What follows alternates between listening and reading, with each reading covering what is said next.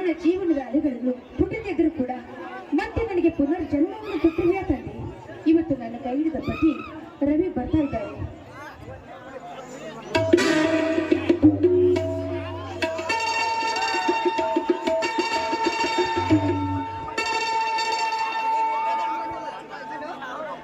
ನಾನು ಭಾರತಿ ರವಿ. ಈಗ ತಾನೇ ಬೆಂಗಳೂರಿನಿಂದ ಬಂದಿದ್ದೇನೆ. ಟ್ರೈನ್ ತುಂಬಾ ಲೇಟ್ ಆಗಿ ಬಂತು. ರೈಲ್ವೆ ಸ್ಟೇಷನ್ ಮಾತಾಡ್ತಾ ಇದ್ದೇನೆ. ಇನ್ನು ಅರ್ಧ ಗಂಟೆಯಲ್ಲಿ ಬಂದು ಬಿಡ್ತೇನೆ. ನೀನು ನನ್ನ ದಾರಿ ತುಂಬಾ ಕಾಯ್ತಿರ್ಬೇಕಲ್ಲ. ಅರ್ಜೆಂಟ್ ಆಗಿ ಬರ್ತೀನಿ, ಫೋನ್ ಇಡ್ತೀನಿ. ಬಾಯ್. ಇಷ್ಟಾದ್ರೂ ಮಾತಾಡಿದ್ರಲ್ಲ.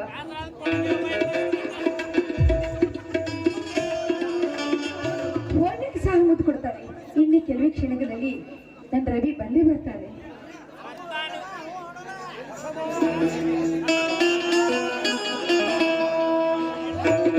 ರವಿ ಬಂದೇ ಬಿಟ್ಟು ಅಂತ ಕಾಣ್ತೇವೆ. ತಡೀರಿ, ಬೇಗ ಬಂದು ನಾನು ಬಾಕ್ಲ ತೆಗಿತೀನಿ.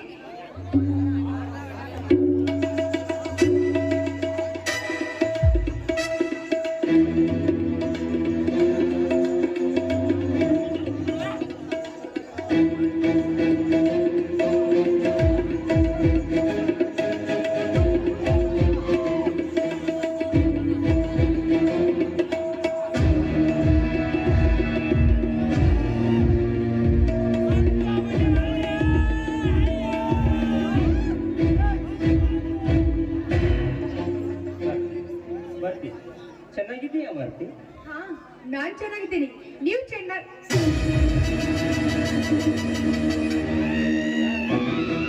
ನಿನ್ನ ಪ್ರೀತಿಯ ಗಂಡ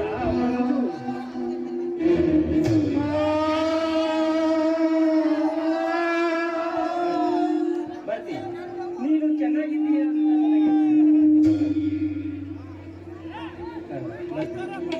ನಾನು ನಿನ್ನ ಪ್ರೀತಿಯ ಗಂಡ ಮಂಜು.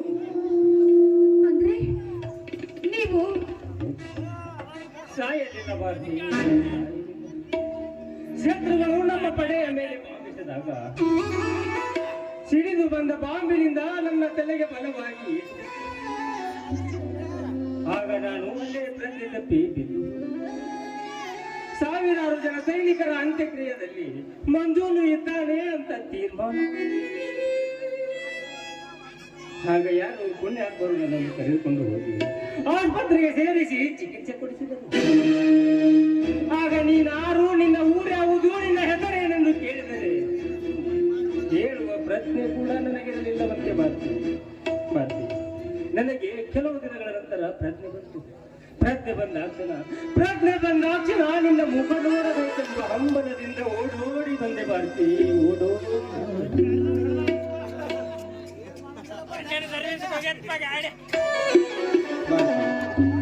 ಈ ಸಮಾಜ, ಸರ್ಕಾರ, ಪತ್ರಿಕೆಗಳೆಲ್ಲ ಮಂಜು ಸತ್ತು ಹೋದ ಅಂತ ಹೇಳಿದ್ರು, ನೀನು ಮಾತ್ರ ನಾನು ಬದುಕಿದ್ದೇನೆಂದೇ ತಿಳಿದುಕೊಂಡಿರುವೆಯಲ್ಲ. ಮಾರ್ತಿ, ಒಂದು ವೇಳೆ ನೀನೇನಾದರೂ ನಾನು ಸತ್ತಿದ್ದೇನೆಂದು ತಿಳಿದುಕೊಂಡಿದ್ದೇನೆ ಮಾರ್ತಿ, ಇಂದು ನಿನ್ನ ಕೊರಳಲ್ಲಿ ತಾಳಿ ಇರುತ್ತಿರಲಿಲ್ಲ ಮಾರ್ತಿ. ಇನ್ನು ನಿನ್ನ ಕೊರಳಿನಲ್ಲಿ ತಾಳಿ ಇದೆ ಅಂದ ಮೇಲೆ ನಾನು ಬದುಕಿದ್ದೇನೆಂದೇ ನೀನು ತಿಳಿದುಕೊಂಡಿದ್ದೇನೆ. ಹಾಗಾದ ಮೇಲೆ ನಮ್ಮ ಪ್ರೀತಿ, ಪ್ರೇಮ ಅದೆಷ್ಟು ಅಮರವಾದದ್ದು ಮಾರ್ತಿ. ನಾನು ಅದಾವ ದಿನ ಇದೇ ಹೂವಿನ ಮಂಚ, ಇದೇ ಬಣ್ಣದ ಸೀರೆಯನ್ನು ಹೂಗಳನ್ನು ಮುಡಿದುಕೊಂಡು ನನ್ನನ್ನು ಇಲ್ಲಿಂದ ಬೀಳ್ಕೊಟ್ಟಿದ್ದೀಯೋ, ಅಲ್ಲಿಂದ ಇಲ್ಲಿಯ ತನಕ ನನಗಾಗಿ, ನನ್ನ ಸಲುವಾಗಿ, ನನ್ನ ದಾರಿಯನ್ನೇ ಕಾಯುತ್ತಾ ನಿಂತಿರುವಿ ಅಂದ ಮೇಲೆ ಮಾರ್ತಿ, ನೀನು ನನ್ನ ಸತಿಯಾಗಿ ಸಿಕ್ಕದ್ದು ನನ್ನ 7 ಜನ್ಮದ ಪುಣ್ಯ ಮಾರ್ತಿ. ಮಾರ್ತಿ, ಮಾತಾಡ್ ಮಾರ್ತಿ. ಏಕೆ ನನ್ನ ಮೇಲೆ ಏನಾದರೂ ಕೋಪ ಮಾಡಿಕೊಂಡಿರುವೆಯಾ?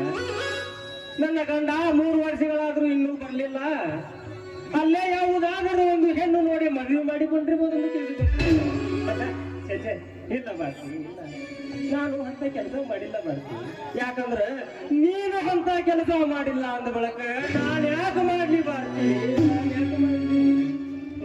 ಮಾರ್ತಿ, ಪ್ರೀತಿಯ ಗಂಡ ಇರುವಾಗ ಹೆಂಡತಿ ಮತ್ತೊಂದು ಮದುವೆ ಆಗ್ಬಾರ್ದು ಮಾರ್ತಿ. ಇನ್ನು ಪ್ರೀತಿಯ ಹೆಂಡತಿ ಜೀವಂತ ಇರುವಾಗ ಗಂಡ ಮತ್ತೊಂದು ಮದುವೆ ಆಗ್ಬಾರದು ಒಂದು ವೇಳೆ ಹಾಗೇನಾದರೂ ಆದರೆ ಅವರು ಜಾರಿನಿಯ ಮಕ್ಕಳೇ ಸರಿಬಾರದು.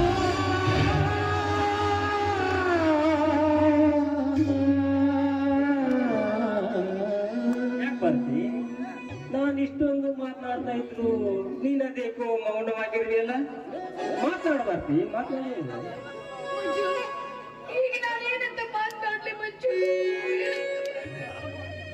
ಯಾಕೆ ಬರ್ತಿ? ನನ್ನ ಮೇಲೆ ಏನಾದರೂ ಕೋಪನ? ಬರ್ತಿ? ಬೇಡ. ದಯವಿಟ್ಟು ನನ್ನ ಬಿಡು. ದಯವಿಟ್ಟು ಯಾಕೆ ಬರ್ತಿ? ನಾನು ನಿನ್ನ ಮುಟ್ಟಬಾರದೆ?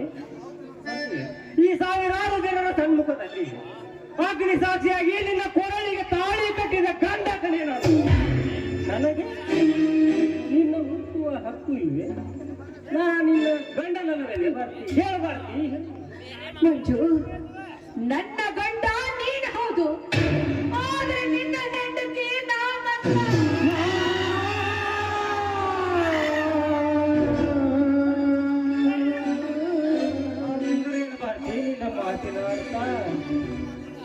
ಮಂಜು, ನೀವು ಯುದ್ಧದಲ್ಲಿ ಸತ್ತಿದ್ದೀರಂತ ನನಗೆ ಸುದ್ದಿ ಬಂತು.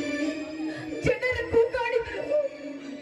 ನೀವೇ ನನ್ನ ಪಾಲಿನ ದೇವರು ಅಂತ ನಾನು ತಿಳಿದುಕೊಂಡಿದ್ದೆ. ಆದ್ರೆ ಏನ್ ಮಾಡುದು? ಆ ದೇವರು ಇವತ್ತು ನನ್ನ ಇತಿಹಾಸವನ್ನೇ ಬದಲಿಸಿ ಬಿಟ್ಟ ಮಂಜು, ಬದಲಿಸಿ ಬಿಟ್ಟ.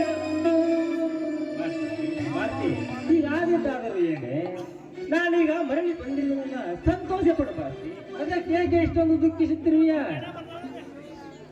ನೀವು ಯುದ್ಧದಲ್ಲಿ ಸತ್ತಿದ್ದೀರಂತ ತೀರ್ಕೊಂಡ ಮೇಲೆ ನಾನು ವಿಧವೆಯಾದೆ. ಸ್ವಲ್ಪ ದಿನಗಳ ಹಿಂದೆ ನಾನು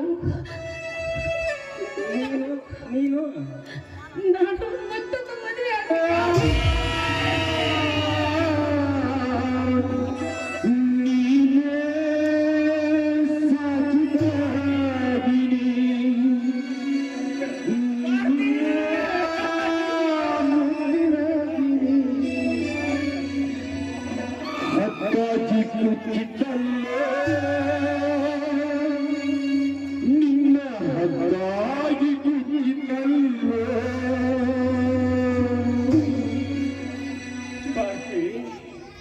ಬೆಳದಿಂಗಳ ಅಂಗಳದಲ್ಲಿ ಚಂದ್ರ ಚಕೋರಿಯಾಗಿ ನನ್ನ ಎದೆಯ ಮೇಲೆ ಎದೆಯಲ್ಲಿಟ್ಟು ತುಟಿಯ ಮೇಲೆ ತುಟಿಯಲ್ಲಿಟ್ಟು ನನ್ನನ್ನು ಪ್ರೀತಿ ಮಾಡುವ ನನ್ನನೆಂದು ಹೇಳಿದ ನಿನ್ನ ಬಾಯಲ್ಲಿ ಎಂದು ಬರುವ ಮಾತು ನೀನು ಮತ್ತೊಂದು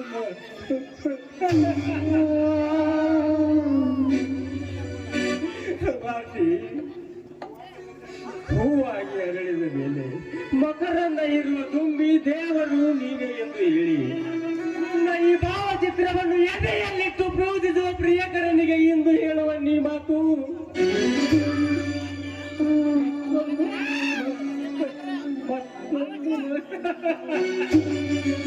ಚಿನ್ನದ ಚೂರಿ ಚಂದ್ರಾವತೋರಿ ಚಿನ್ನದ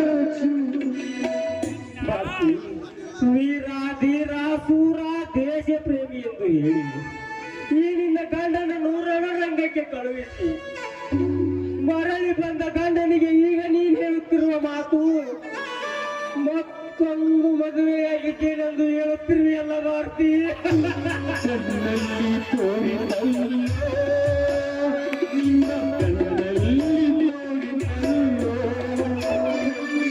ಸಂತೋಷ ಭಾರತಿ, ಸಂತೋಷ.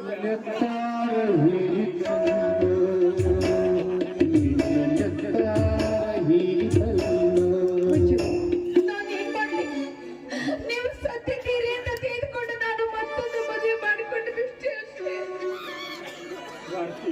ವರ್ತಿ ಈ ಜನ ಎಲ್ಲ ಏನ್ ಹೇಳಿದ್ರು ಮಂಜು ಸತ್ತು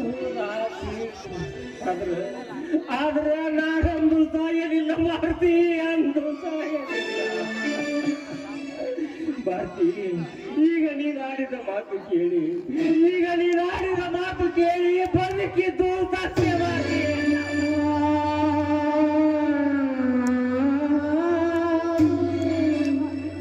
ಭಾರತಿ. ಇದು ತಪ್ಪು ನಿನ್ನಲ್ಲ ಕಡೆ, ನಿನ್ನಲ್ಲ, ಇದು ತಪ್ಪು ನಂದು ಭಾರತಿ.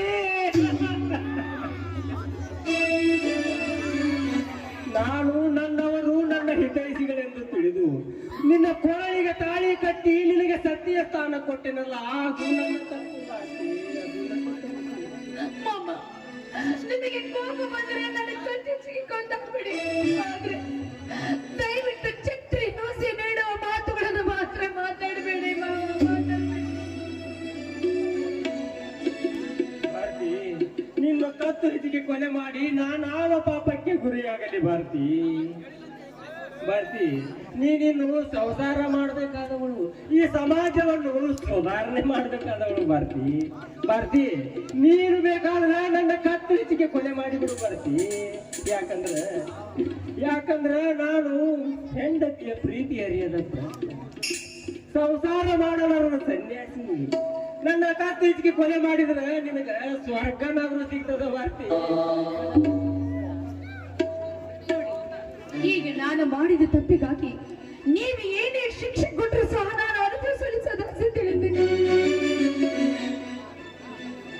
ಆದ್ರೆ ನಿಮಗೆ ಅವಮಾನ ಮಾಡಬೇಕು, ನಿಮಗೆ ಚಿತ್ರ ಹಿಂಸೆ ಕೊಡಬೇಕು ಅಂತ ನಾನು ಮತ್ತೊಂದು ಮದುವೆ ಮಾಡಿಕೊಂಡಿಲ್ಲ. ನನ್ನ ಹಣೆ ಬರಹದಲ್ಲಿ ಏನಾಗಬೇಕಾಗಿದೆಯೋ ಅದು ಆಗಿದೆ ಅಷ್ಟೇ. ಅದನ್ನು ನೀವೇನೇ ಶಿಕ್ಷೆ ಕೊಟ್ಟರು ಸಹ ಈಗ ನಾನು ಅನುಭವಿಸಲು ಸದಾ ಸಿದ್ಧರಿದ್ದೇನೆ. ನಾನೇಕೆ ನಿನಗೆ ಶಿಕ್ಷೆ ಕೊಡಲಿ?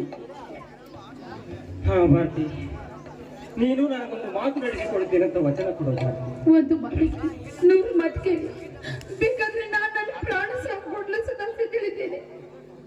ಭಾರತಿ, ನಿನ್ನ ಪ್ರಾಣ ಕೇಳುವಂತ ಕಟ್ಟು ಕಣ್ಣಲ್ಲ ಭಾರತಿ. ಭಾರತಿ, ನೀನು ನನ್ನದೊಂದು ಮಾತು ನಡೆಸಿಕೊಡ್ತೇನಂತ ವಚನ ಕೊಡು ಭಾರತಿ. ನನ್ನ ಹೆತ್ತವ ರಾಣಿಯಾಗಿ ನಿಮ್ಮ ಮಾತನ್ನು ನಡೆಸಿಕೊಡ್ತೇನೆ. ನೋಡು ಭಾರತಿ, ವಚನ ಕೊಟ್ಟಿದ್ದೀಯಾ, ಈ ನನ್ನ ಮಾತನ್ನು ನೀನು ಪಾಲಿಸಲೇಬೇಕು ಭಾರತಿ. ನೋಡು ಭಾರತಿ, ಹಾಗಾದರೆ ಇವತ್ತಿನಿಂದ ನಾನು ನಿನಗೆ ಇವತ್ತಿನಿಂದ ನಾನೊಬ್ಬ ನಿನ್ನ ಮಗ ಅಂತ ತಿಳಿದುಕೋ.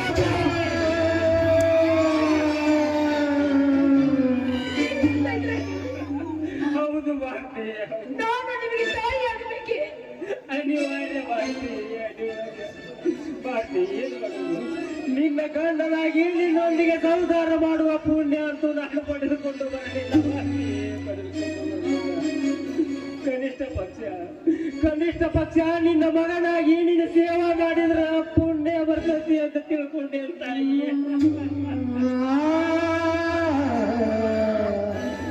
ದಯಮಾಡಿ ನನ್ನ ಮಾತು ನಡೆಸಿಕೊಡುವ ತಾಯಿ. ನೀವೇನ್ ಮಾತಾಡ್ತಾ ಇದ್ರೆ ನನಗೆ ಅರ್ಥವಾಗ್ತಾ ಇಲ್ಲ. ಇರಲು ನೆಲೆಯಿಲ್ಲದಾಗ ಇಂದು ನೆಲೆ ಸಿಕ್ಕಿತು, ಪ್ರೀತಿ ನೆಲೆ ಪತಿ ಪತಿ ಏಕೆ ಮಾಯವಾಯಿತು. ಇರಲು ನೆಲೆಯಿಲ್ಲದಾಗ ಇಂದು ನೆಲೆ ಸಿಕ್ಕಿತು, ಪ್ರೀತಿ ನೆಲೆ ಪತಿ ಪತಿ ಏಕೆ ಮಾಯವಾಯಿತು. ಉಳಿಯಲ್ಲಿ ನೆಲೆ ಇರದೆ ಬದುಕಲ್ಲಿ ಹೋಗಿ ಮನೆ ಇದು ನ್ಯಾಯವೇ. ಈ ಆಟಕ್ಕೆ ಕೊನೆಯಿಲ್ಲವೇ ಏನು ಕಾಣೆ ಈ ಭವನೆ. ಮನುಜನ ಬಾಳಲಿಕ್ಕೆ ಬರಲಿ ಬಲ್ಲವರಾರಿವರು, ಬೇಕೆನಿಸಿ ಬಂದು ಬಳಗವಾ ನೀಗಿ ಬಿಡುವನು. ಸಾಜನಿಸ ಬಂಧನಗಳನ್ನು ಕಳಿಸಿ ಬಿಡುವನು. ಏಕೋ ಕಾಣೆ ಈ ಭವನೆ. ಹಲೋ ಭಾರತಿ, ಯಾರ್ಯಾರು? ರೀ ಮಿಸ್ಟರ್, ಯಾರೇ ನೀವು? ನಮ್ಮ ಭಾರತಿಗೆ ನಿಮ್ಗೆ ಏನಾಗಬೇಕು? ನೋಡಿ ಸರ್, ನಾನು ಇವರಿಗೆ ಏನಾಗಬೇಕು ಅಂತ ಇವರ ಬಾಯಿಂದಲೇ ಕೇಳಿ ಸರ್. ಭಾರತಿ, ಯಾರ್ಯಾರು? ಅವರು ನಾನೇ ಹೇಳ್ತೇನೆ. ನೋಡಿ ಸರ್, ನಾನು ಇವರಿಗೆ ಮಗನಾಗ್ಬೇಕಾ? ಹೌದು. ನಾನು ಹೊಟ್ಟೆಯಲ್ಲಿ ಹುಟ್ಟಿದ ಮಗನಲ್ಲ. ನಾನು ನನ್ನ ಹೆತ್ತವರನ್ನು ಕಳೆದುಕೊಂಡ ಮೇಲೆ ನನ್ನ ಭಾವನೆಯಿಂದ ನಾನು ತಿಳಿದುಕೊಂಡ ಬಂದ ನನ್ನ ತಾಯಿ, ಈ ನನ್ನ ತಾಯಿನ ನೋಡ್ಕೊಂಡು ಹೋದ್ರಾತು. ಈ ನಮ್ಮ ಗಂಡ ನಮ್ಮಪ್ಪು ಹೆಂಗಿರ್ಬೇಕು ಅಂತ ನೆನೆಸ್ಕೊಂಡೊಳಗ ದೇವ್ರು ಬಂದಂಗ ನೋಡ್ರಿಪ್ಪ, ಈ ನನ್ನ ತಾಯಿನ ಚೆನ್ನಾಗಿ ನೋಡ್ಕೊಂಡು ಹೋಗ್ರಿಪ್ಪ ಅಂತ ನಿಮಗೆ ಕೈ ಮುಗಿದು ಬೀಳ್ತಾ ಇದ್ದೀನಿ. ಎಂತ ಮಾತಾಡುವಿರಿ? ನಿನ್ನ ತಾಯಿಗೆ ಯಾವ ತೊಂದರೆ ಬರದ ಹಾಗೆ ನೋಡಿಕೊಂಡು ಜವಾಬ್ದಾರಿ ನನಗಿರಲಿ. ಭಾರತಿ, ಭಾರತಿ, ಇಂಥ ನಿನ್ನ ಮಗನೆಂದು ಹೇಳಿಕೊಳ್ಳೋದಕ್ಕೆ ಎಷ್ಟು ಜನ್ಮ ಪುಣ್ಯ ಮಾಡಿದೀಯೇ? ಎಷ್ಟು ಜನ್ಮ ಪುಣ್ಯ ಮಾಡಿದೀಯಾ? ನನ್ನಂತ ಪುಣ್ಯ ಯಾರೂ ಮಾಡಿಲ್ಲ. ಅಂತ ಪುಣ್ಯವನ್ನು ನಾನು ಪಡೆದುಕೊಂಡು ಬಂದಿದ್ದೀನಿ ಅಷ್ಟೇ. ಹಾ ಭಾರತಿ, ಮಗ ಮನೆಯವರೆಗೂ ಬಂದಿದ್ದಾನೆ. ಒಳಗೆ ಕರೆದುಕೊಂಡು ಹೋಗಿ ಊಟ ಮಾಡಿಸು. ನಾನು ಈಗಾಗಲೇ ಹೊಟ್ಟ್ಯಾಗ ಕರಗದಂತ ಊಟನ ಮಾಡೇನ್ರಿ. ನಾನೀಗ ಹೋಗಿ ನನ್ನ ಮನೆ ಮುಟ್ಟಿದ್ರ ಸಾಕು.